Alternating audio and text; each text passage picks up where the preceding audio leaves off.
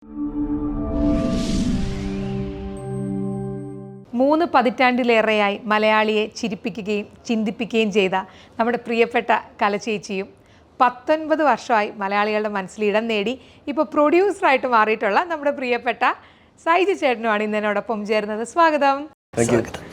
ഇന്ന് സൈജു ചേട്ടനെ ഉണ്ടല്ലോ കലചേച്ചി, ഞാൻ ഒരു വർഷം മുന്നേ അല്ലേ നമ്മൾ ഇന്റർവ്യൂ ചെയ്തു. അന്ന് ഞാൻ വിചാരിച്ചിട്ടേ ഇല്ല ഇദ്ദേഹം ഒരു പ്രൊഡ്യൂസറായിട്ട് എൻ്റെ മുന്നിൽ വരുമെന്ന്. ഭരതനാട്യത്തിന്റെ വിശേഷങ്ങളുമായിട്ടാണ് നമ്മൾ ഒത്തുചേരുന്നത്. ഫീൽഡിൽ വരുമ്പോഴേ പ്രൊഡ്യൂസർ ആവണമെന്ന് മനസ്സിൽ വിചാരിച്ചിരുന്നു. ശരിക്കും അതെനിക്കൊരു പുതിയ അറിവാണ്. ഫീൽഡിൽ വരുമ്പോഴേ വിചാരിച്ചിരുന്നു. ഫസ്റ്റ് പടം കഴിഞ്ഞപ്പോഴേ എനിക്ക് ഒരു ആഗ്രഹം ഉണ്ടായിരുന്നു. അത് എവിടെ ഇങ്ങനെ ഇരുന്നു. പിന്നെ ആൾക്കാരിങ്ങനെ ചോദിക്കുമല്ലോ, നടന്മാരൊക്കെ ഇപ്പം സംവിധാനം ചെയ്യുന്നുണ്ട്, എന്തുകൊണ്ട് സംവിധാനം ചെയ്തുകൂടാ. അപ്പം ഞാൻ അവരോടൊക്കെ സംവിധാനം എന്തായാലും നമുക്ക് താല്പര്യമില്ല എന്ന് പറഞ്ഞാൽ അതിന് അത്യാവശ്യം ടാലന്റഡ് ആയിരിക്കണം. അത്രയും ടാലന്റ് ഒന്നും എനിക്ക് ഇല്ല, അത്രയും ക്രിയേറ്റീവ് അല്ല ഞാൻ, അത്രയും എനിക്ക് ഇല്ല. ഞാൻ ഈ പ്രൊഡ്യൂസ് ചെയ്യുന്നത് ഞാൻ നേരത്തെ പറഞ്ഞിട്ടുണ്ട്. അതുകൊണ്ട് എന്താണ് ഈ സംവിധാനം ചെയ്യൂലെന്ന് ഞാൻ നേരത്തെ പറഞ്ഞിട്ടുണ്ട്. അതുകൊണ്ട് ഞാൻ ചെയ്യാൻ ഒരു സാധ്യതയില്ല. അതെ, പ്രൊഫഷൻ ഞാൻ അന്നേ പറഞ്ഞിട്ടുണ്ട് എനിക്ക് ചെയ്യാൻ ആഗ്രഹമുണ്ടെന്ന്. അപ്പോൾ അതുകൊണ്ട് ഞാൻ അൾട്ടിമേറ്റ്ലി ഭരതനാട്യം എന്ന് പറഞ്ഞ പടം എനിക്ക് പ്രൊഡ്യൂസ് ചെയ്യാൻ ഒരു ചാൻസ് കിട്ടി. ഈ സിനിമയുടെ ട്രെയിലർ കാണുമ്പോൾ അവസാനത്തെ ഡയലോഗ് ഇതാണ്, നമ്മളൊന്നും കാണാതെ ഇറങ്ങത്തില്ല എന്ന് സൈജു പറയുന്നുണ്ട്. അപ്പോൾ ഞാൻ ചോദിക്കട്ടെ, സൈജു കുറുപ്പ് എന്ന നടൻ എന്ത് കണ്ടുകൊണ്ടാണ് ഭരതനാട്യം എന്ന സിനിമ പ്രൊഡ്യൂസ് ചെയ്യാൻ തീരുമാനിച്ചത്? സോ അതെങ്ങനെയാണെന്ന് വെച്ചാൽ, ഒരു 4-5 വർഷം മുമ്പാണ് ഞാൻ കുറച്ചുകൂടെ സീരിയസ്ലി ഇതിനെപ്പറ്റി ആലോചിച്ചത്. അന്ന് 2-3 ആൾക്കാർ പാർട്ട്ണർഷിപ്പിൽ നമുക്ക് ചെയ്യാമെന്നൊക്കെ പറഞ്ഞു. അപ്പം ഐ ഓൾസോ തോട്ട് ദാറ്റ് ഒന്ന് ട്രൈ ചെയ്ത് നോക്കാം. പക്ഷേ ആ സമയത്തൊന്നും എനിക്ക് അങ്ങനത്തെ ഒരു സബ്ജക്റ്റ് എനിക്ക് കിട്ടിയില്ല. ഇതായിരിക്കണം എൻ്റെ ഡെബ്യൂ പ്രൊഡക്ഷൻ എന്നുള്ളൊരു രീതിയിലുള്ളൊരു സബ്ജക്റ്റ് എനിക്ക് കിട്ടിയില്ല. സോ ഞാൻ ആക്ടിങ് തന്നെ കണ്ടിന്യൂ ചെയ്തു. പിന്നെ കഴിഞ്ഞ ജൂലൈ ഓഗസ്റ്റിലാണ് കൃഷ്ണദാസ് വന്നിട്ട് ഈ കഥ നറേറ്റ് ചെയ്യുന്നു. പിന്നെ സ്ക്രിപ്റ്റ് വായിച്ചു, ഇഷ്ടപ്പെട്ടു. തോമസ് ചേട്ടനെ യാദൃശ്യമായി ദുബായ് വെച്ച് കാണുന്നു. അദ്ദേഹം എന്നോട് ഏതൊക്കെ പുതിയ സബ്ജക്റ്റാണ് കേട്ടതെന്ന് ചോദിക്കുന്നു. അങ്ങനെ ഞാൻ 2 സബ്ജക്റ്റ് പറയുന്നു. അതിൻ്റെ അകത്ത് 1 ഭരതനാട്യമായിരുന്നു. അപ്പോൾ അദ്ദേഹത്തിന് അത് ഭയങ്കര ഇമ്പ്രസീവായിട്ട് ഫീൽ ചെയ്തു. അപ്പോൾ അതൊന്ന് ഡീറ്റെയിൽ ആയിട്ട് കേൾക്കണമെന്ന് പറഞ്ഞ് അങ്ങനെ അദ്ദേഹം നെക്സ്റ്റ് മന്ത് തന്നെ ഇവിടെ കേരളത്തിലേക്ക് വന്ന് കൊച്ചിയിൽ വീണ്ടും നമ്മളെല്ലാവരും കൂടെ മീറ്റ് ചെയ്യുന്നു. കൃഷ്ണദാസ് നറേറ്റ് ചെയ്യുന്നു. അദ്ദേഹത്തിന് ഭയങ്കരമായിട്ട് ഇഷ്ടപ്പെട്ടു. കൈ കൊടുത്ത് അങ്ങനെ കൃഷ്ണദാസ് ഇറങ്ങിക്കഴിഞ്ഞപ്പോഴാണ് എനിക്ക് പെട്ടെന്നൊരു തോട്ട് പോയത്. ഇത് ബിക്കോസ് കൃഷ്ണദാസ് നറേറ്റ് ചെയ്യുമ്പോൾ ഓരോ പ്രാവശ്യം ഭയങ്കര രസമാണ് കേൾക്കാൻ, ഭയങ്കര എൻ്റർടൈനിങ് ആണ് ഈ സിനിമ എന്ന് എനിക്ക് ഫീൽ ചെയ്തു.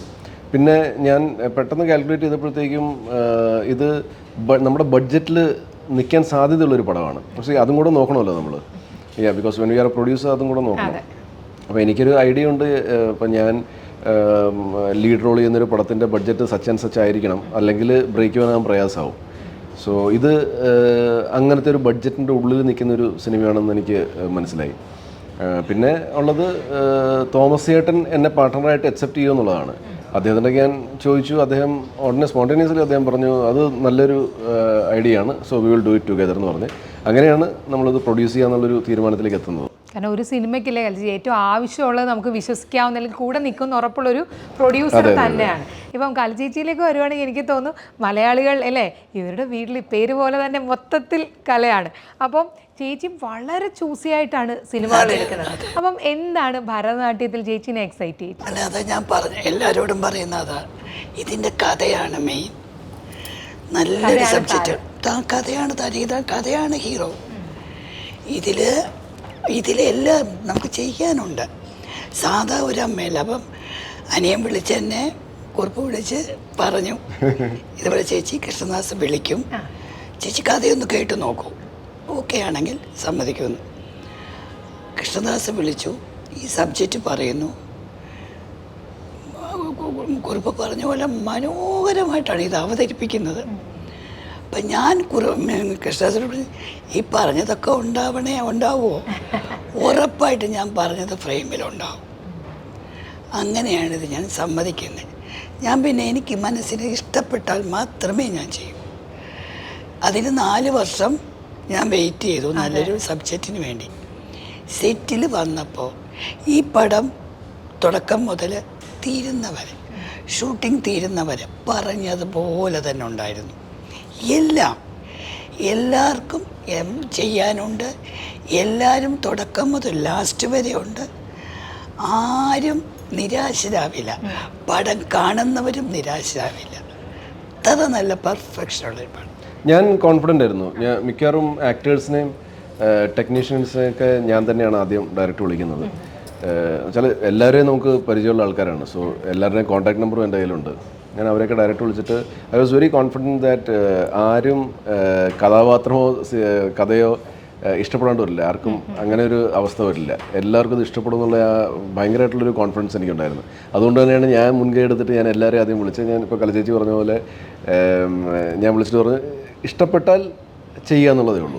അല്ല, എനിക്ക് അതിനകത്ത് ഭയങ്കര ഒരു ഇഷ്ടമായി തോന്നിയ കാര്യം ചേച്ചി ആദ്യം പറഞ്ഞ അനിയൻ എന്നാണ്. അതെ അതെ, അനിയൻ വിളിച്ചപ്പോൾ എന്ന് പറഞ്ഞു. അപ്പോൾ തന്നെ നമുക്ക് മനസ്സിലാവും ആ ഒരു ബോണ്ടിങ് എങ്ങനെയായിരുന്നു. ഇപ്പോൾ ഇതിൻ്റെ ട്രെയിലർ കാണുമ്പോൾ നമുക്ക് ഇപ്പം അറിയാമല്ലോ ചേച്ചി, ആദ്യം ട്രെയിലർ മാത്രമാണ് നമുക്ക് കാണാൻ പറ്റിയിട്ടുള്ളത്.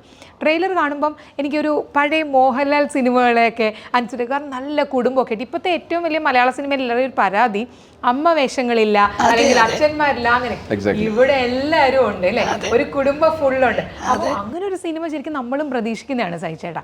അപ്പം ഇത് ആ ഒരു മറ്റേ തേങ്ങ ഉടക്കി സ്വാമി മിഥുനത്തിലെ ആ ഒരു ഡയലോഗൊക്കെയാണ് നമുക്ക് എനിക്ക് കണ്ടപ്പോൾ ഓർമ്മ വന്നത്. എങ്ങനെയായിരുന്നു ചേച്ചി ആ ഒരു ഷൂട്ടിംഗ് എക്സ്പീരിയൻസ്, ഇത്രയും പേരുള്ള ഒരു ലൊക്കേഷൻ? പിന്നെ പക്ഷേ ഷൂട്ടിംഗ് നടക്കുന്നതായിട്ട് തോന്നൂല, അത്ര സൈലന്റ് ആണ്. പിന്നെ എല്ലാം ഇവർക്കെല്ലാം ക്ലിയർ ആയിരുന്നു, എല്ലാം എന്തെടുക്കണം എപ്പോഴെടുക്കണം എന്നൊക്കെ. അതുകൊണ്ട് ഒരു കൺഫ്യൂഷനേ ഇല്ല. പിന്നെ ജോളിയായിരുന്നു. ഞങ്ങൾ ആരും ക്യാരവനിൽ ഇരുന്നിട്ടില്ല. ക്യാരവനുണ്ട്, എല്ലാവർക്കും ക്യാരവനുണ്ട്, പക്ഷെ ആരും അതിനകത്തില്ല, വേസ്റ്റ് ആയിപ്പോയല്ലേ. അതെ അതെ അതെ, നേരത്തെ ഒരു പറഞ്ഞിരുന്നെങ്കിൽ നമുക്ക് ഭാഗമായിട്ട് ഒഴിവാക്കായിരുന്നു. പ്രൊഡ്യൂസർ അല്ല, അതൊരു വലിയ ഒരു കോംപ്ലിമെന്റ് തന്നെയല്ലേ സഹിച്ചേട്ടാ. കാരണം ഇപ്പോഴത്തെ എല്ലാവരും ഇല്ലേ ക്യാരവാനിലേക്ക് ഷോട്ട് കഴിയുന്നു, ക്യാരവാനിലേക്ക് പോകുന്നു. പലരും നമ്മുടെ ഇന്റർവ്യൂസിലൊക്കെ വരുമ്പോൾ പഴയ താരങ്ങളൊക്കെ പറഞ്ഞു അന്നത്തെ ഒരു സൗഹൃദം, എല്ലാവരും ഒരുമിച്ചിരുന്ന് കഴിക്കുന്നു. കേട്ടപ്പോൾ തന്നെ സന്തോഷം. പറയൂ, പ്രൊഡ്യൂസറുമാണ് നായകനുമാണ്, എങ്ങനെയായിരുന്നു ഭരതനാട്യത്തിൻ്റെ ഒരു ലൊക്കേഷൻ? എനിക്കൊരു നമ്മൾ ജനറലി അഭിനേതാവായിട്ട് പോയി നമ്മൾ ജോലി ചെയ്യുന്ന ഒരു ലൊക്കേഷനായിട്ട് തന്നെ എനിക്ക് ഫീൽ ചെയ്തത്. അപ്പം ഞാൻ പലപ്പോഴും എനിക്ക് ഓർമ്മ വയ്ക്കില്ലായിരുന്നു ഞാനൊരു പ്രൊഡ്യൂസറാണ്. ഈ വൈകുന്നേരം റിപ്പോർട്ട് വരുമല്ലോ, ഡെയിലി റിപ്പോർട്ട്. അപ്പോഴാണ് ഞാനൊരു പ്രൊഡ്യൂസറും കൂടെ ആണല്ലേ എന്നുള്ളൊരു. ഞങ്ങൾ അറിഞ്ഞിട്ടേ ഇല്ല അങ്ങനൊന്നും. ഞങ്ങളുടെ കൂടെയുള്ള സഹനടൻ എന്നുള്ളതല്ലാതെ അങ്ങനൊരു ഇത് ഞങ്ങൾ അറിഞ്ഞിട്ടേ ഇല്ല. പിന്നെ അത് ഞാൻ ചിന്തിക്കാണ്ടിരിക്കാൻ ഒരു കാരണം, ഞാൻ പ്രൊഡ്യൂസറാണെന്നുള്ളത്, തോമസ് ചേട്ടനും തോമസ് ചേട്ടൻ്റെ ടീമും അവർ വളരെ എഫിഷ്യൻ്റ്ലി കാര്യങ്ങളൊക്കെ ചെയ്യുന്നുണ്ടായിരുന്നു. അപ്പം അവർക്കും അറിയാം ഈ പറഞ്ഞ പോലെ ഞാൻ നടനും കൂടെയാണ്. അപ്പം എന്നെ ഇതിൻ്റെയൊക്കെ റെസ്പോൺസിബിലിറ്റി എന്തെങ്കിലും തരുമോ, അല്ലെങ്കിൽ എന്തെങ്കിലുമൊക്കെ പ്രശ്നങ്ങൾ ഇനിയിപ്പം ഉണ്ടായിട്ടുണ്ടെങ്കിൽ, അങ്ങനെ പ്രശ്നമൊന്നും ഉണ്ടായിട്ടില്ല, ഉണ്ടായിട്ടുണ്ടെങ്കിൽ അത് സൈജുവിനെ അറിയിച്ചാൽ അത് ചിലപ്പം അഭിനയത്തെ ചിലപ്പം ബാധിക്കുമെന്നൊക്കെ ഓർത്തിട്ടായിരിക്കും അവരൊന്നും തന്നെ അറിയിച്ചിട്ടില്ല. വളരെ സ്മൂത്തായിട്ട് കാര്യങ്ങളൊക്കെ പോയി.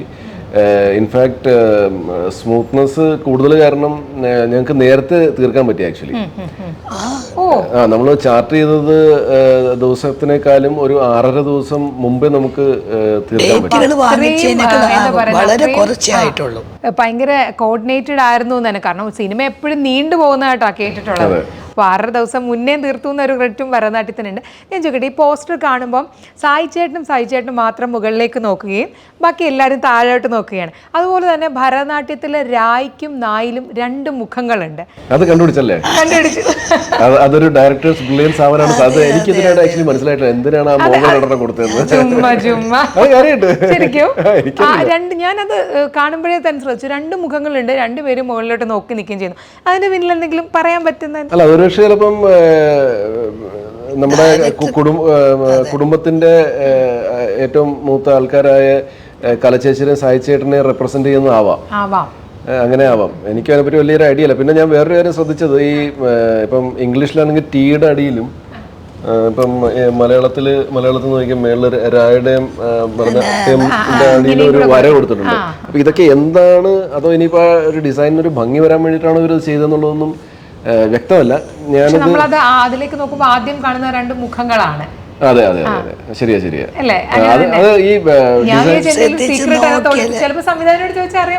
അറിയാൻ പറ്റും, ഡെഫിനറ്റ്ലി അറിയായിരിക്കും.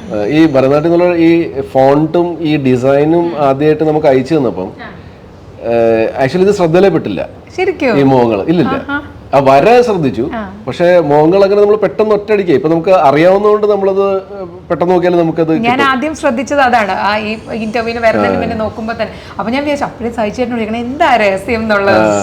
അപ്പൊ ഈ മുകളിലോട്ട് നോക്കുന്നതിനും എന്തെങ്കിലും ഒരു കാരണം ഉണ്ടാവുമല്ലോ അല്ലെ? നിങ്ങൾ രണ്ടുപേരും മാത്രം പോസ്റ്ററിൽ മുകളിലോട്ട് നോക്കുകയും ബാക്കി എല്ലാവരും അല്ലേ? ഞാൻ ശരിക്കും പറഞ്ഞാൽ വിചാരിച്ചിരുന്നത് ഭരതനാട്യം എന്നുള്ളത് ഭരതന്റെ നാട്യമാണോ, അതിന് സസ്പെൻസ് ഞാൻ പൊളിക്കുന്നില്ല. ഇനി ഭരതൻ എന്നാണോ പേര്, സഹിച്ചേട്ടൻ, അങ്ങനെയൊക്കെ എനിക്ക് കുറേ ചിന്തകൾ പോയിട്ടുണ്ടായിരുന്നു. കാരണം എന്താണ് എന്നല്ലേ, കുറേ സസ്പെൻസ് എന്തായാലും ഒളിച്ചു വെച്ചിട്ടുണ്ട് സിനിമയിൽ. കാരണം സൈജു ചേട്ടനെ ഇന്റർവ്യൂ ചെയ്യുമ്പോഴും നമ്മൾ കാണുമ്പോൾ തോന്നും കുറച്ച് റിസർവ്ഡ് ആണെന്ന് തോന്നുമെങ്കിലും നല്ലപോലെ സംസാരിക്കും. അപ്പോൾ അല്ലേ, അങ്ങനെ തോന്നില്ലേ ചേച്ചി? അങ്ങനെ ഞാൻ നേരത്തെ ഇന്റർവ്യൂ എടുത്തിട്ടുള്ള ആൾ എന്ന നിലയ്ക്ക് എനിക്ക് ഉറപ്പായിരുന്നു. കാരണം പുള്ളി കുറച്ച് ചിന്തിച്ച് ഈ സിനിമയിലുള്ളിൽ എന്തൊക്കെയോ ഉണ്ട്, അതുകൊണ്ടായിരിക്കും അത് പ്രൊഡ്യൂസ് ചെയ്തതെന്ന് എനിക്ക് ഉറപ്പായിരുന്നു. ഇപ്പൊ കൽച്ചേച്ചിയിലേക്ക് വരുമ്പോൾ ട്രെയിലറിൽ കൽച്ചേച്ചിയുടെ ഓൺ വോയിസ് ആണ് ഉപയോഗിച്ചിരുന്നത്.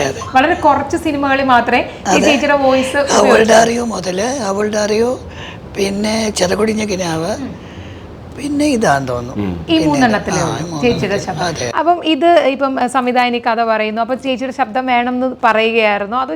ഉറപ്പായിട്ടും ഇത് ഞാൻ വേണോ, ഈ കുതിര ശബ്ദം കേൾപ്പിക്കണോ എന്നൊക്കെ ചോദിച്ചു ഞാൻ.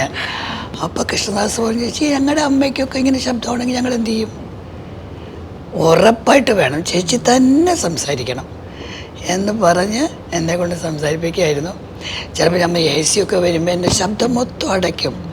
വേണ്ട, AC ഒന്നും വേണ്ട, ഡബിങ് തിയേറ്ററിൽ അങ്ങനെയൊക്കെ സ്ട്രെയിൻ എടുത്ത് എനിക്ക് വേണ്ടി കാലത്ത് 10 മണി മുതൽ 12 മണി വരെ ചേച്ചി വോയിസ് റെസ്റ്റ് എടുക്കാം, പിന്നെ 1 മണിക്കൂർ ചേച്ചി ഇനി എടുത്ത് നാളെ എടുക്കാം, അങ്ങനെ എടുത്തതാണ്. ശരിക്കും പറഞ്ഞാൽ കുറേ പേര് പറയാറുണ്ട് സ്വന്തം ശബ്ദം കൊടുക്കുമ്പോഴാണ് അതിനെ ഒന്നുകൂടെ പൂർണ്ണത്. ചേച്ചി അത് അതായിട്ടും അഭിനയിച്ചിട്ടുണ്ട്, ശബ്ദം കൊടുത്തു അഭിനയിച്ചിട്ടുണ്ട്, കൊടുക്കാതെ എത്രയോ കഥാപാത്രങ്ങൾ. അങ്ങനെ തോന്നിയിട്ടുണ്ട് എപ്പോഴെങ്കിലും ചേച്ചിക്ക്? ഇല്ല, നല്ല ഡബ്ബിങ് ആർട്ടിസ്റ്റ് എന്ന് പറയുന്നത് ഭയങ്കര കഴിവുള്ളവരാണ്. എന്നെ സംബന്ധിച്ച് പറഞ്ഞാൽ ഞങ്ങളിപ്പം ഒരു ഫൈറ്റോ അല്ലെങ്കിൽ ബാടിയോ പിടിയോ കരയുന്നോ ഒക്കെ ഉണ്ടെങ്കിൽ കോ ആർട്ടിസ്റ്റിൻ്റെ സപ്പോർട്ടുണ്ട് എനിക്ക്. ഷൂട്ട് ചെയ്യുമ്പോൾ ഡയറക്ടർ പറയുന്നു, അസോസിയേറ്റ് പ്രോമിറ്റ് ചെയ്യുന്നു, ഇത് ചെയ്യുന്നു, ഇങ്ങനെ ചെയ്യും, അങ്ങനെ ചെയ്യുന്നു. ഇതൊന്നുമില്ലാതെ ഒരു ഇരുട്ടുമുറിയിൽ ഒരു മൈക്കിൻ്റെ മുമ്പിൽ നിന്ന് ഇത്രയും ഫീലിങ്സ് വോയിസ് കൊണ്ടുവരിക, അത് വലിയൊരു കഴിവല്ലേ? എനിക്ക് ഭയങ്കര ബഹുമാനമാണ് അവരോട്. അങ്ങനെ പറയുന്നവർ വളരെ കുറവാണ്. എല്ലാവരും സ്വന്തം ശബ്ദം എന്ന് പറയുന്നത് വളരെ കുറച്ച് പേരാണ് അങ്ങനെ പറയുന്നത്. സൈജേട്ടൻ ആദ്യം തൊട്ട് തന്നെ എല്ലാ ചിത്രത്തിലും സ്വന്തം ശബ്ദം തന്നെയല്ലേ യൂസ് ചെയ്യുന്നത്? അല്ലല്ല, ആദ്യത്തെ 5 പടങ്ങളിൽ എൻ്റെ വോയിസ്. ഫസ്റ്റ് പടത്തിൽ ആക്ച്വലി ഹരിൻ സാറിന് എൻ്റെ വോയിസ് തന്നെ യൂസ് ചെയ്യണമെന്നായിരുന്നു. പക്ഷേ എനിക്ക് ഈ പറഞ്ഞ പോലെ 61 ദിവസം ലീവ് എടുത്തായിരുന്നു എയർടെലിൽ നിന്ന്, ജോലിയിൽ നിന്ന്. അത് കഴിഞ്ഞിട്ട് പിന്നെ എൻ്റെ കല്യാണമായിരുന്നു. കല്യാണത്തിനും പിന്നെ ഹണിമൂൺ എന്നൊക്കെ പറഞ്ഞുകൊണ്ട് ഒരു 14 ദിവസം അങ്ങനെയും പോയി. പിന്നെ എനിക്ക് ഇതിന് ഡബ്ബിങ്ങിന് പോകാൻ ലീവ് കിട്ടുന്നില്ല. അപ്പോൾ ഡബ്ബിങ്ങിന് എനിക്ക് 4 ദിവസം കൂടി എടുക്കും. വെച്ചാൽ ഞാൻ പുതുമുഖമാണല്ലോ, അത്ര സമയമെടുത്ത് ചെയ്യേണ്ടി വരും. അപ്പോൾ ഞാൻ സാറ്റർഡേ സൺഡേ വരാമെന്ന് പറഞ്ഞു. അപ്പോൾ അന്ന് റിലീസ് പെട്ടെന്നായിരുന്നു പ്ലാൻ ചെയ്തിരുന്നത്. ഓക്കെ, റിലീസ് പെട്ടെന്ന് പ്ലാൻ ചെയ്തപ്പോൾ ഡബ്ബിങ് പെട്ടെന്ന് തീർക്കണമല്ലോ. അപ്പം സാറ്റർഡേ സൺഡേ സായി ചേട്ടൻ അതിനകത്തുണ്ട്. അപ്പോൾ സായി ചേട്ടൻ്റെയും ജഗതി ചേട്ടൻ്റെയൊക്കെ ഡേറ്റ്സ് അന്നാണ് ഡബ് ചെയ്യാൻ. അപ്പം അവർ ഭയങ്കര ബിസി ആക്ടേഴ്സാണല്ലോ, അപ്പോൾ അവരുടെ ഡബ്ബിങ് മാറ്റി വയ്ക്കാൻ പറ്റില്ല. അപ്പോൾ പിന്നെ ഞാൻ ലീവ് എടുത്തേ പറ്റുള്ളൂ, പക്ഷെ എനിക്ക് ലീവ് കിട്ടുന്നില്ല. അപ്പോൾ അങ്ങനത്തെ ഒരു അവസ്ഥ വന്നപ്പോഴത്തേക്കും പിന്നെ ഞാനോർത്ത് പിന്നെ എനിക്ക് സിനിമയിൽ കണ്ടിന്യൂ ചെയ്യണമെന്ന് അങ്ങനെ ഒരു ആഗ്രഹമൊന്നുമില്ലായിരുന്നു. അങ്ങനെ ഒരു ആഗ്രഹം ഉണ്ടായിരുന്നു, ഉറപ്പായിട്ട് ഞാൻ എങ്ങനെയെങ്കിലുമൊക്കെ മാനേജ് ചെയ്തേനെ. ഞാനോർത്ത് എന്നാൽ പിന്നെ ആരെങ്കിലും ചെയ്യട്ടെ, ഇത് റീപ്രൊഡ്യൂസ് ചെയ്യാന്ന് പറഞ്ഞപ്പോൾ ചേച്ചി പറഞ്ഞ പോലെ ഒരു വലിയ പണിയാണത്. അയ്യോ, ആണോ ഇപ്പൊ ശരിക്കും പറഞ്ഞാൽ ഇപ്പൊ എനിക്കൊന്ന് ചേച്ചി ടെക്നോളജി ഇത്രയും വളർന്നപ്പോഴാണ് ഈ ഡബിങ് ഇത്രയും ബുദ്ധിമുട്ടാണ്. ക്ലിപ്സ് ഒക്കെ പുറത്തേക്ക് വരുമ്പോഴാണ് വീണ്ടും അവർ കരയുന്നു അല്ലെ, നമുക്കത് മനസ്സിലാവുന്നത് തന്നെ. ഇപ്പം വൈഫിന്റെ കാര്യം പറഞ്ഞോണ്ട് ഞാൻ ചോദിക്കുകയാണ്, ചേട്ടൻ ഈ സിനിമയിലേക്ക് എന്ന് പറഞ്ഞപ്പോൾ ഏറ്റവും സപ്പോർട്ട് ചെയ്തത് അനുപമ ചേച്ചിയാണ്. ഇപ്പം ആ പേര് കൊണ്ടല്ലോ അവിടെ അനുപമ വി നമ്പ്യാർ എന്നാണ് കൊടുത്തിരിക്കുന്നത്. അപ്പം ഞാനൊരു സിനിമ പ്രൊഡ്യൂസ് ചെയ്യാണ്, കാരണം അഭിനയിക്കാൻ ഏറ്റവും സപ്പോർട്ട് ചേച്ചിയായിരുന്നു. മറ്റേ അന്ന് പറഞ്ഞിരുന്നല്ലോ അഭിനയിക്കാൻ പഠിക്കാൻ പോകുന്നൊക്കെ ചേച്ചി പറഞ്ഞിരുന്നില്ലേ പണ്ട്. അപ്പം അതേ ആളോട് ഞാനൊരു സിനിമ പ്രൊഡ്യൂസ് ചെയ്യണം അനു എന്ന് പറയുമ്പോൾ എന്താ ചേച്ചി ആദ്യം പറഞ്ഞത്? എല്ലാത്തിനും സപ്പോർട്ടാണ് എനിക്ക്, അതായത് ഭയങ്കരമായിട്ട് കൂടെ നിൽക്കുന്നതാണ്. ഈ പറഞ്ഞ പോലെ എന്ത് പ്രശ്നം ഇപ്പം ഞാൻ ഉണ്ടാക്കിയാലും അതിൻ്റെ അതായത് പ്രശ്നം തന്നെയാണ്, എന്നോട് കാര്യങ്ങൾ പറയും, പക്ഷേ സപ്പോർട്ട് ചെയ്യും. അപ്പം പ്രൊഡക്ഷൻ എന്ന് പറഞ്ഞാൽ പിന്നെ അതൊരു പ്രശ്നമല്ല. ഐ മീൻ അങ്ങനത്തെ ഒരു പ്രശ്നം ഉണ്ടാക്കുമല്ലോ, നമ്മളൊരു നല്ല കാര്യത്തിലേക്ക് നമ്മൾ കടക്കുകയാണല്ലോ.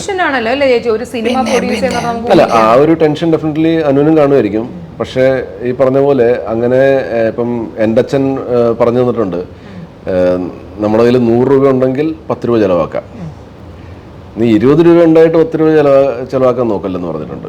അപ്പം ഇതെല്ലാം നമുക്ക് ബാലപാഠങ്ങളാണ്. ഇതൊക്കെ പണ്ടച്ഛൻ പറഞ്ഞു തന്നതും ഇതെല്ലാം വെച്ചിട്ടാണ് നമ്മൾ ചെയ്യുന്നത്. അല്ലാണ്ട് ഇപ്പോൾ നമ്മളൊരു പടം പ്രൊഡ്യൂസ് ചെയ്ത് പടത്തിന് ഇപ്പോൾ എന്തെങ്കിലും സംഭവിച്ചാൽ നമ്മൾ ഫാമിലി പട്ടിണിയാവും. അങ്ങനത്തെ ഒരു അവസ്ഥയിൽ ഞാൻ ഒരിക്കലും അതിലേക്ക് ഞാൻ കടക്കില്ല. അതെ, അപ്പം എല്ലാം ആലോചിച്ചിട്ട് തന്നെയാണ്. ഇപ്പം ലാസ്റ്റ് ട്രെയിലറിൽ പറയുന്ന പോലെ അതെ അങ്ങനെ തന്നെയാണ് നമ്മൾ സിനിമയിലേക്ക് നിങ്ങള് അതിനെപ്പറ്റി കൂടുതൽ ചോദിക്കുന്നതിന് മുമ്പ് ഞാനൊക്കെ പറഞ്ഞതാണ്. ആക്ച്വലി ഇത് എന്താണ് കൃഷ്ണദാസ് എനിക്ക് തന്നൊരു പണിയാണെന്ന് എനിക്ക് തോന്നുന്നു. അത് ഇപ്പൊ ആൾക്കാരെല്ലാരും അതിന് ചോദിച്ചോണ്ടിരിക്കുന്നത്, ട്രോളാണ് ആൾക്കാർ എന്നെ. ശരിക്കും ഡയലോഗ് പടത്തിലെ ഒരു സീനാണത്. ആണല്ലേ? അതെ അതെ, അതുകൊണ്ട് തന്നെ നമ്മളെല്ലാരും പ്രത്യേകിച്ച് അതാണല്ലോ ട്രെയിലർ നിർത്തുന്നതും ആ ഡയലോഗിലാണ്. കുറച്ചുകൂടെ ഒന്ന് ശ്രദ്ധിക്കും. ഇപ്പം സായി ചേട്ടനെ കുറിച്ച് പറഞ്ഞപ്പോൾ സായി ചേട്ടൻ നമ്മുടെ കൂടെ ഇല്ല. അപ്പോൾ സായി ചേട്ടനെ കുറിച്ച് പറയാതിരിക്കാൻ പറ്റില്ല. കാരണം 2005 മമ്മൂക്കയുടെ രാജമാണിക്യത്തിലും ഒപ്പം തന്നെ മോഹൻലാലിൻ്റെ സിനിമയിലും രണ്ടിലും അച്ഛനായിട്ട് വന്ന് രണ്ടും ചോട്ടാ മുംബൈയിലും ബ്ലോക്ക് ബസ്റ്റർ സിനിമയായിരുന്നു. അപ്പം ഇതിൽ അച്ഛനാണോ അമ്മായി അച്ഛനാണോ? അച്ഛനാണ്. ബ്ലോക്ക് ബസ്റ്റർ അടിച്ചു. അല്ലേ? അതൊരു അല്ല, ശരിക്കും അവർ രണ്ടുപേരുടെയും കരിയറിലെ ഭയങ്കര വലിയ സിനിമകളല്ലായിരുന്നു അത്. അപ്പൊ ഇതും സൈജു കുറുപ്പിന്റെ അതിനകത്ത് വ്യത്യാസം വെച്ചാൽ സൂപ്പർ സ്റ്റാർസിന്റെ അച്ഛനായിട്ടാണ് അതിനകത്ത് അഭിനയിച്ചിരിക്കുന്നത്. അച്ഛൻ തന്നെയല്ലേ? അപ്പൊ രണ്ടുപേരും ഇപ്പൊ ചേച്ചി 80കളിലാണ് തുടങ്ങുന്നത്, സൈജു ചേട്ടൻ 2020കളിലും. അപ്പൊ എങ്ങനെയായിരുന്നു രണ്ടുപേരുടെ ഒരു സെറ്റിന്റെ വ്യത്യാസം ചേച്ചിക്ക് എങ്ങനെയാ ഫീൽ ചെയ്തിട്ടുള്ളത്? അല്ല, ഇത് തന്നെയാണ്. അതായത് ക്യാരവൻ ഇല്ല അന്ന് ക്യാരവനില്ല. പിന്നെ ഞാൻ വരുന്ന സമയത്ത് സ്റ്റുഡിയോകളാണ്, അതിൽ തന്നെയാണ്. അല്ലാതെ തനിച്ച് വീടുകളിലോ. അത് പിന്നെ ശശിയേട്ടൻ്റെയൊക്കെ പടം കുറേ ഇതായതിനു ശേഷമാണ് അവിടെ തന്നെ ചെന്നൈയിൽ തന്നെയുള്ള ഷൂട്ടിങ്ങിനായിട്ടുള്ള സ്റ്റുഡിയോ വീടുകളുണ്ട്, അവിടെ എടുത്തുകൊണ്ടിരുന്നത്. അവിടെ പിന്നെ മറ്റ് ശല്യങ്ങളോ കാര്യങ്ങളോ ഒന്നുമില്ല. അവിടെ ഞങ്ങളെല്ലാം ഒരുമിച്ചാണ്. ആർട്ടിസ്റ്റുകൾക്ക് നമ്മൾ തനിച്ച് റൂമുണ്ട്, മേക്കപ്പ് റൂം തനിച്ചുണ്ട്. അപ്പം ഇവിടെ വന്നിട്ട് ഇപ്പം ഇന്നത്തെ കാലത്തെന്ന് പറയുന്നത് ക്യാരവൻ, പിന്നെ മൊബൈൽ, ഇത് രണ്ടും ഇല്ലെങ്കിൽ, ഇത് രണ്ടും വേണ്ടാന്ന് വെച്ച് കുറച്ച് നേരം ഷൂട്ടിംഗ് സമയത്ത് വേണ്ടാന്ന് വെച്ചാൽ ആ കൂട്ടായ്മ ഇന്നും ഉണ്ട്. അതിന് വ്യത്യാസമൊന്നുമില്ല. ഇന്ന് എല്ലാവരും അല്ലേ നമ്മുടെ സെറ്റിൽ അത്രയും ഒന്നിച്ചാണ് എല്ലാവരും ഇരുന്നതും സംസാരിച്ചതും. ആ ഒരു എൻ്റെ മക്കളൊക്കെ 2 പെൺമക്കള്, ശ്രുതിയും ദിവ്യയും മരുമക്കളും, ഞങ്ങളെല്ലാവരും കൂടെ ഒന്നിച്ചാണ് ഇരുന്നത്. ശരിക്കും പോകുമ്പോൾ എന്ത് നിരാശയായിരുന്നു. പെട്ടെന്ന് ഷൂട്ടിങ് കഴിഞ്ഞു, പെട്ടെന്ന് എന്നാ വെപ്രകളവില്ല, എന്നാ ധൃതിയില്ല, പക്ഷെ പെട്ടെന്ന് തീർക്കണം അങ്ങനെയില്ല. സ്മൂത്തായിട്ട് സൈലൻ്റായിട്ട് പോയി ഷൂട്ട്. ഞങ്ങൾ അറിഞ്ഞിട്ടേ ഇല്ല. കുറച്ച് ദിവസം കൂടി ഇരിക്കാം, കുറച്ച് നേരം അങ്ങനെ തോന്നി. കാരണം ആ തോന്നലുകൊണ്ടായിരിക്കുമല്ലോ പ്രൊമോഷനിൽ ചേച്ചി ഇത്രയും ദൂരെ ചെന്നൈയിൽ നിന്ന് ട്രാവൽ ചെയ്ത് വരുന്നത്. കാരണം നമ്മുടെ ഒരു സന്തോഷമാണ് അല്ലേ ചേച്ചി ഇപ്പം കാണിക്കുന്നത്. അപ്പം അത് ഉറപ്പാണ് അവിടുന്ന്. ഞാൻ ചോദിക്കട്ടെ ചേട്ടാ, ഇപ്പോൾ ഇത്രയും വർഷം 19 വർഷത്തെ സിനിമ എക്സ്പീരിയൻസിൽ ആദ്യമായി പ്രൊഡ്യൂസ് ചെയ്യുന്ന ഒരു സിനിമ, എന്തുകൊണ്ടൊരു പുതുമുഖ സംവിധായകൻ? എനിക്ക് ഈ സബ്ജക്റ്റാണ് എനിക്ക് ഭയങ്കരമായിട്ട് ഇഷ്ടപ്പെട്ടത്. കാരണം കൃഷ്ണദാസ് തന്നെയാണല്ലോ എഴുതിയിരിക്കുന്നതും അദ്ദേഹം തന്നെയാണ്. ആ സബ്ജക്റ്റ് അത്ര പ്രിയപ്പെട്ടതായത് കൊണ്ടാണ് ഇത് തന്നെ ആയിരിക്കണമെന്ന് ഒരു ഡിസിഷനിലേക്ക് ഞാൻ എത്തിയത്. വേറെ ഒരു റീസണും ഇല്ല. ഇപ്പം ഒരു സീനിയർ ഡയറക്ടറായിരുന്നത് ഡയറക്റ്റ് ചെയ്യുന്നെങ്കിലും ഐ വിൽ ബി ഹാപ്പി. എന്നുവെച്ചാൽ സബ്ജക്റ്റ് ഇതാണല്ലോ. ഒരു പുതുമുഖമായാലും ഞാൻ അത്രയും തന്നെ ഹാപ്പിയാണ്. അതെ, സബ്ജക്റ്റിനാണ് മുഖ്യം.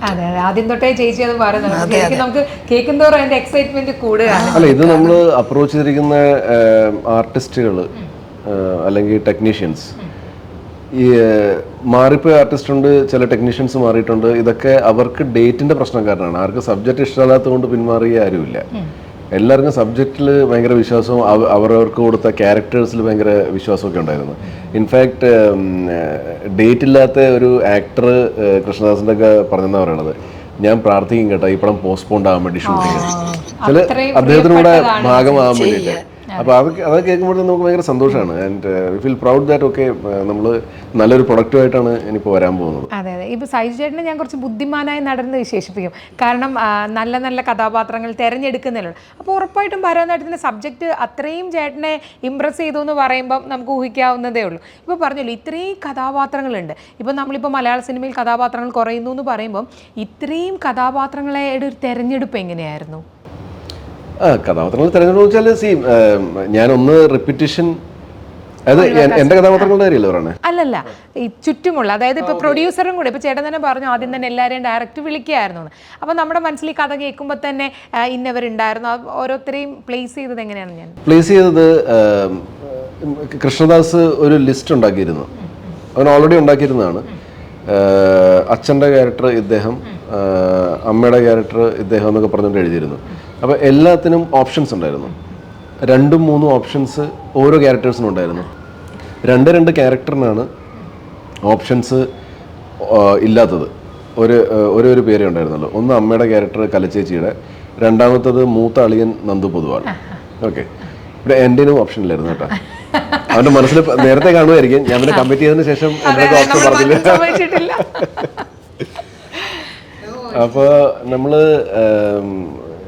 ശ്രുതി സുരേഷിനെ അനിയത്തിയായിട്ട് കാസ്റ്റ് ചെയ്തു. അപ്പോൾ കൃഷ്ണദാസിനൊരു നിർബന്ധം ഉണ്ടായിരുന്നു, അതായത് അച്ഛനും അമ്മയും. അപ്പം ആ ഒരു ഫാമിലിയിലെ മക്കള് ഏകദേശം എവിടെയെങ്കിലുമൊക്കെ ഒരേ ഫാമിലി എന്ന് ഫീൽ ചെയ്യണം. അപ്പം അങ്ങനെ ഒരു സംഭവം ഉണ്ടായിരുന്നു. അപ്പം അങ്ങനെ ഞാൻ അനിയത്തിയായിട്ട്, അപ്പം മൂത്ത ചേച്ചിയായിട്ട് വേറൊരു ആക്ടറായിരുന്നു. ഇളയാളില് ഒരു ഓപ്ഷനും എഴുതിയിട്ടില്ലായിരുന്നു. അപ്പം ഞാൻ പറഞ്ഞു ശ്രുതി സുരേഷ് എങ്ങനെ ഉണ്ടാവുമെന്ന് ചോദിച്ചു. അപ്പം ശ്രുതിയുടെ പടങ്ങൾ കണ്ടിട്ടുണ്ട്, തോമസ് ചേട്ടനും കണ്ടിട്ടുണ്ട്, കൃഷ്ണദാസും കണ്ടിട്ടുണ്ട്. അപ്പം പെട്ടെന്ന് തന്നെ അത് ഓക്കെ ആയി. ഒരു ഫാമിലി പോലെ തന്നെ ഫീൽ ചെയ്യും.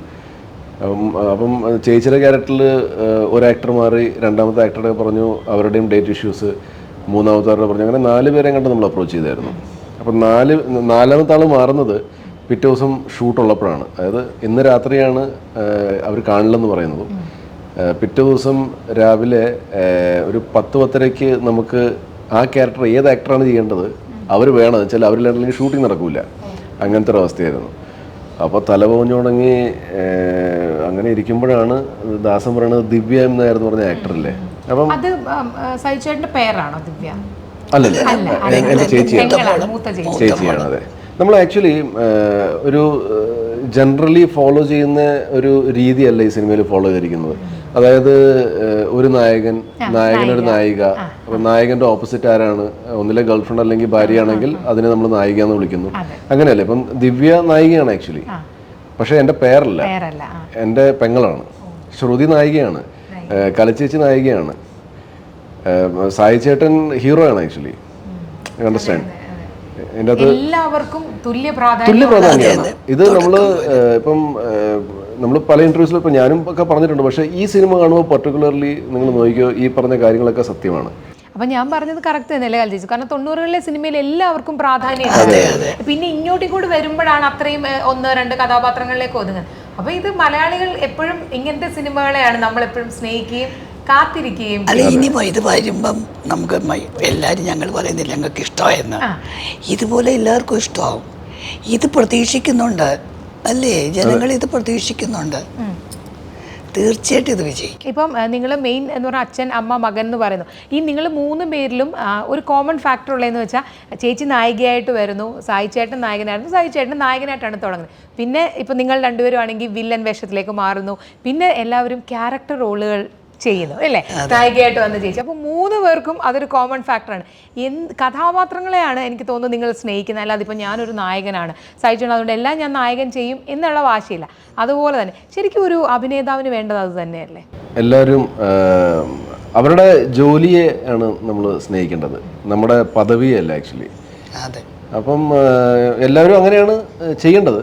അപ്പം ആരൊക്കെ ഇത് ഫോളോ ചെയ്യുന്നുണ്ടെന്നുള്ളത് അറിയില്ല. പക്ഷേ ഇപ്പം ഞങ്ങൾ 3 പേരുടെയും കേസിൽ ഇപ്പം ഹിസ്റ്ററി എടുത്ത് നോക്കിയാൽ അറിയാം നമ്മൾ അങ്ങനെയാണ്. ഏത് ക്യാരക്ടർ കിട്ടിയാലും ഞങ്ങളെ കൊണ്ട് പറ്റും. എൻ്റെ ഫസ്റ്റ് പടം ഞാൻ ഇപ്പം നായകനായിട്ട് വന്നു. എൻ്റെ സെക്കൻഡ് പടത്തിൽ ഞാൻ 3 സീനിലാണ് അഭിനയിച്ചത്. സപ്പോർട്ടിംഗ് റോൾ ലയൺ എന്ന് പറയുന്ന സിനിമയിൽ ജോയ് സാറിൻ്റെ ലയണാണ്. പക്ഷെ അത് ശ്രദ്ധിക്കപ്പെടുന്ന കഥാപാത്രമാണല്ലോ നമ്മൾ. അല്ല, അതൊക്കെ ഞങ്ങളുടെ സപ്പോർട്ടിംഗ് റോൾ ആണല്ലോ. അതും ഒരു മുഴുനീള സപ്പോർട്ടിംഗ് റോൾ അല്ല. 3 സീനിലേ ഉള്ളൂ. 3-ാം സീനിൽ ഞാൻ ഡെഡ് ബോഡിയാണ്. ഓക്കെ, 2 സീനകത്ത് ഞാൻ ജീവിച്ചിരിപ്പുള്ളൂ. 3-ാം സീനിൽ പോയി ഞാൻ. അപ്പം ഞാനിപ്പോൾ ഒരു 2-3 പടങ്ങൾ നായകനായിട്ട് ചെയ്തിട്ട് ഇത് ചെയ്തിരുന്നെങ്കിൽ ചിലപ്പം എൻ്റെ ഈ ആറ്റിറ്റ്യൂഡ് ചിലപ്പോൾ ആൾക്കാർക്ക് മനസ്സിലാവില്ല. അത് മറ്റേ 3 പടം ഓടാത്തതുകൊണ്ട്.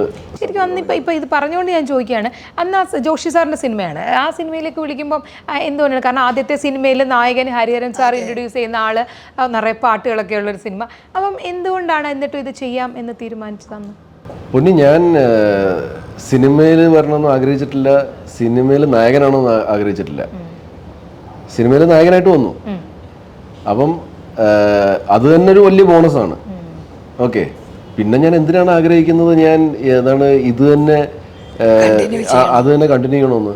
ഈ മയൂഖത്തിന്റെ സമയത്ത് എനിക്ക് almost you won't believe 40 offers വന്നായിരുന്നു എനിക്ക്, 40 ഓഫറുകൾ. ലീഡ് റോളില്. അതായത് പടത്തിന്റെ ഷൂട്ടിംഗ് കഴിഞ്ഞപ്പോൾ തൊട്ട് റിലീസിന് ശേഷം കുറച്ച് നാൾ വരെയാണ് ഞാൻ പറയണത്. പക്ഷെ ആ സമയത്തൊന്നും ഞാൻ സിനിമകൾ ചെയ്യുന്നില്ല, വെച്ചാൽ എനിക്ക് ലീവ് കിട്ടുന്നില്ല. അണ്ടർസ്റ്റാൻഡ്? അപ്പം ഈ ലീവ് കിട്ടാത്തത് കൊണ്ട് തന്നെ ഞാൻ ഒന്നും കമ്മിറ്റ് ചെയ്തില്ല. അത് ഒരു കണക്കിന് എനിക്ക് തോന്നുന്നത് അന്നത്തെ എൻ്റെ ഒരു സിനിമയെ പറ്റിയുള്ള ഒരു അറിവ് വെച്ചിട്ടൊക്കെ ഞാൻ അന്ന് പടങ്ങൾ ചെയ്യേണ്ടിരുന്നത് നന്നായി. അല്ലെങ്കിൽ എനിക്ക് ചിലപ്പോൾ ഒരു കമ്പാക്ക് ഉണ്ടാവില്ല. മനസ്സിലായില്ലേ? ഞാൻ ചിലപ്പം കഥകൾ കേൾക്കാണ്ടും അല്ലെങ്കിൽ ഒരു 1 ലൈനൊക്കെ കേട്ടിട്ട് ചിലപ്പോൾ ഞാൻ സിനിമകൾ ചെയ്തു പോയേനെ. പക്ഷേ അന്ന് ഭാഗ്യത്തിന് എനിക്ക് ജോലി ഉണ്ടായിരുന്നു, ഭാഗ്യത്തിന് എൻ്റെ കമ്പനി എനിക്ക് ലീവ് തന്നില്ല, അല്ലെങ്കിൽ ഞാൻ കുറെ പടങ്ങൾ ചെയ്തു തന്നെ. ലയൺ ജോഷി സാറിനെ പോലത്തെ ഒരു ലെജൻഡാണ് ഡയറക്റ്റ് ചെയ്യുന്നത്. പിന്നെ ലയണിൽ ഒരു ഇതെന്ന് വെച്ചാൽ എനിക്ക് ലീവ് എടുക്കേണ്ടി വന്നില്ല. ക്രിസ്മസ് ആ വർഷം എനിക്ക് ഒന്ന് ഫ്രൈഡേ ആണ് വന്നതെന്ന് തോന്നുന്നു. അപ്പോൾ സാറ്റർഡേ സൺഡേ എനിവേ ഹോളിഡേ ആയിരുന്നു. അപ്പോൾ 3 ദിവസത്തെ ഷൂട്ടായിരുന്നു എനിക്ക്. അപ്പോൾ അതുകൊണ്ട് എനിക്കത് മാനേജ് ചെയ്യാൻ പറ്റി. അത് കഴിഞ്ഞിട്ട് പിന്നെ കുറേ നാൾ കഴിഞ്ഞിട്ടാണ് ഞാൻ പിന്നെ അശ്വരുടൻ എന്ന് പറഞ്ഞ എൻ്റെ 3ാമത്തെ പടം ഞാൻ ചെയ്യുന്നത്. അപ്പോൾ അതുകൊണ്ട് ഒരിക്കലും നായകൻ എന്നുള്ള ഒരു സംഭവമൊന്നുമില്ല. ഞാനിതിനെ ഒരു ആക്ടിങ് ജോലിയായിട്ടാണ് ഞാൻ കണ്ടിരുന്നത്. എൻ്റെ ജോലി ഇതാണ്, ആക്ടിങ്. അപ്പോൾ അത് ഏത് പ്രൊഫൈലും ആയിക്കോട്ടെ, ഹീറോ പ്രൊഫൈലോ അല്ലെങ്കിൽ സപ്പോർട്ടിംഗ് റോൾ പ്രൊഫൈലോ അനിയൻ പ്രൊഫൈലോ ചേട്ടൻ പ്രൊഫൈലോ, ഇതൊന്നും നമുക്ക് വിഷയമല്ല. ചേച്ചിയാണേലും അങ്ങനെ തന്നെയാണ്. എന്തോരം കഥാപാത്രങ്ങൾ ചേച്ചി നമുക്ക് ഓർത്ത് വെക്കാന്നതിനപ്പുറത്തേക്ക് എന്തോരം കഥാപാത്രങ്ങൾ. ചേച്ചിക്ക് അങ്ങനെ അറിയില്ല, ഇത്രയും ഞാൻ നായികയായിട്ട് വന്നു അതുകൊണ്ട് ഞാൻ ഇങ്ങനെ ചെയ്യില്ല, അങ്ങനത്തെ ഒന്നും ഒരു കാര്യമില്ല. ഇതുപോലെ തന്നെയാണ്, ചൂസിയാണ്. പക്ഷേ എത്ര നല്ലല്ലേ ചേച്ചിക്ക്, അത്രയും ഇഷ്ടപ്പെട്ട്. ഇപ്പോൾ പറഞ്ഞില്ല 4 വർഷത്തിന് ശേഷമാണ് വീണ്ടും മലയാളത്തിലൊരു സിനിമ ചേച്ചി ചെയ്യുന്നതെന്ന് പറഞ്ഞു. മൊയ്തീൻ കഴിഞ്ഞ് 2-3 വർഷം കഴിഞ്ഞിട്ടാണ് ഞാൻ സൂഫി സുജാതയും ചെയ്തത്. അത് കഴിഞ്ഞ് 4 വർഷം കഴിഞ്ഞ് ഞാനിത് ചെയ്തത്.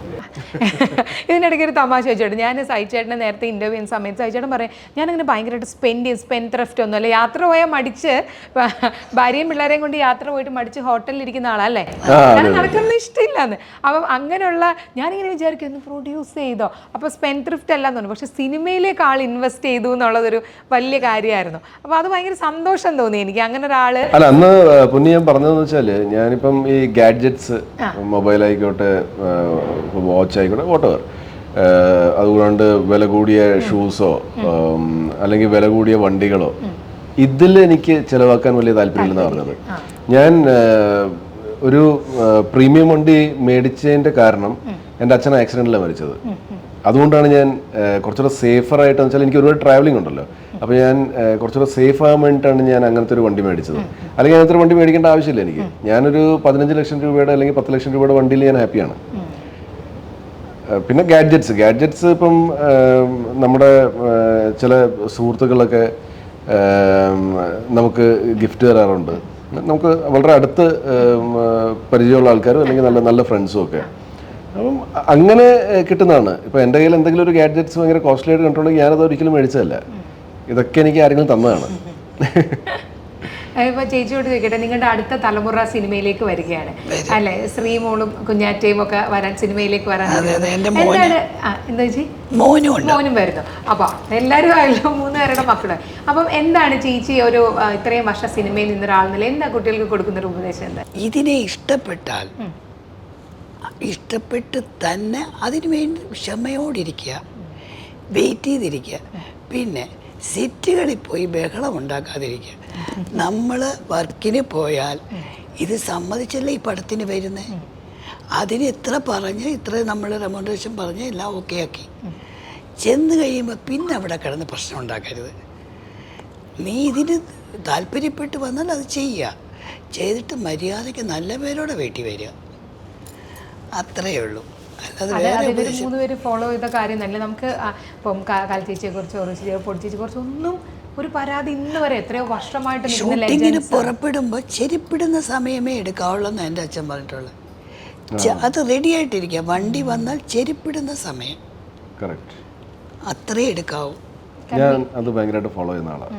അതെ, സൈചേട്ടനെ കുറിച്ച് ഇതുവരെ, കാരണം സൈചേട്ടൻ അത്രയും നല്ല സൗഹൃദ വലയം സിനിമയിലുണ്ട് നമുക്ക് മനസ്സിലാക്കാൻ ഒറ്റ കാര്യം മതി. ഭരതനാട്യത്തിൻ്റെ പോസ്റ്റർ റിലീസ് ചെയ്ത് നമ്മുടെ DQ എഴുതിയ ചില വാചകങ്ങൾ, സിനിമയെ അത്രമേൽ സ്നേഹിച്ചിരുന്ന സൈജു കുറുപ്പ് ഭരതനാട്യം എന്ന സിനിമയുമായി ഞങ്ങളുടെ ഇടയിലേക്ക് വരികയാണ്. ഒപ്പം പ്രഗത്ഭരായ കൽച്ചേച്ചിയെ പോലെ സായി ചേട്ടനെ പോലെ വലിയൊരു താരനിരയും. ഒരുപാട് സന്തോഷം, സിനിമ വലിയൊരു വിജയമാകട്ടെ. ഇനിയും സൈജു ചേട്ടനിൽ നിന്ന് നല്ല നല്ല സിനിമകൾ ഞങ്ങൾ പ്രതീക്ഷിക്കുന്നു. Thank you so much. Thank you.